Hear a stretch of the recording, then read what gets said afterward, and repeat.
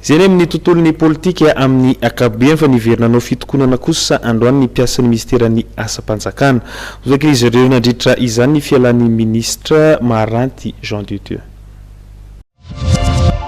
Tsy mankasitraka ny mbola nohizan'ny Maranty Jean de Dieu ny fitantanana ny ministeran'ny asa-panjakana, ny fanavaozana ny asa-panjakana, ny asa ary ny lalàna sosialy ny piasa eo anivon'ity ministera ity.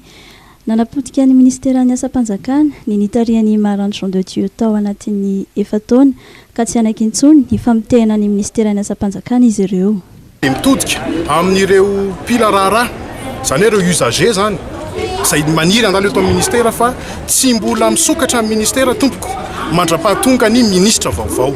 Efa ela zahay niaritra ny zavatra tsy mety tato amin'ity ministeran'ny fonction publique ity ny détournement isan-karazany ny tsy fahampiany fitaovana maro de maro ny atsojay isan-karazany raha vao mba miteny ny olona dia valiteny anavona sy ohatra didijadona no mihatsa teo moa pirofo nisy conseil technique ara tao namoaka ny aty vilanin-jareo tany amin'ny cabinet tany be de be tsy manana fanafody zay nandritra ny taona maromaro.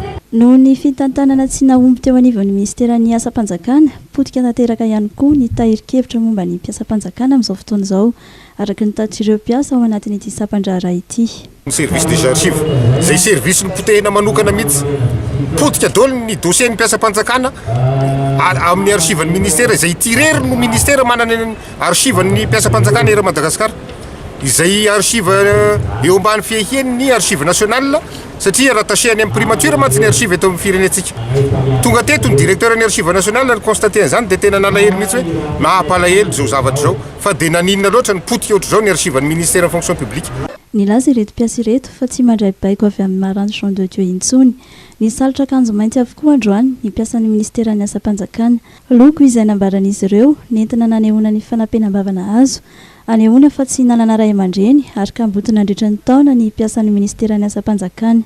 Ary ho azy ireo fotoana hikapohana latabatra ary ampitandremana sahady izay ministra vaovao avy mba hiasa ho an'ny tombontsoa iombonana.